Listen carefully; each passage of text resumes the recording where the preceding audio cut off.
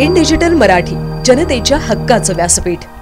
शहरातील गजबजलेल्या आणि वस्तीशी लागून असलेल्या रिजन्सी अँटिलिया संकुलाच्या शेजारील कागदी पुठ्ठा व भंगार साठवणाऱ्या गोदामाला आज शनिवारी सकाळच्या सुमारास भीषण आग लागल्याची घटना समोर आली आहे। काही मिनिटातच आगीने उग्र रूप घेत संपूर्ण परिसर धुराच्या जखडात गडप झाला, तर स्थानिक नागरिकांमध्ये घबराट पसरली।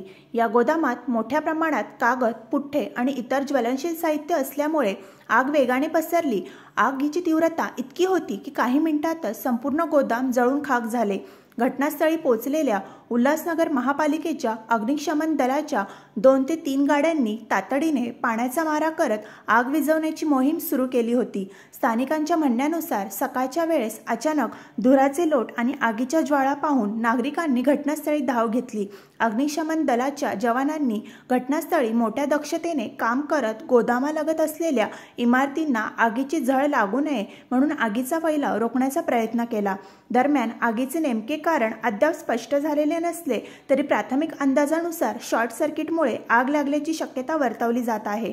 सुदैवाने या आगीत कोणतीही जीवितहानी झालेली नाही, मात्र गोदामातील मालाचे मोठ्या प्रमाणावर नुकसान झाल्याचे पाहायला मिळाले। घटनेनंतर महापालिका प्रशासन, अग्निशमन विभाग, पोलीस अधिकारी आणि स्थानिक प्रतिनिधी घटनास्थळी उपस्थित असून संपूर्ण प्रकाराचा तपास सुरू करण्यात आला आहे। या घटनेने पुन्हा एकदा रहिवासी वस्तीतील सुरक्षा व्यवस्थेवर प्रश्नचिन्ह निर्माण झाले आहे।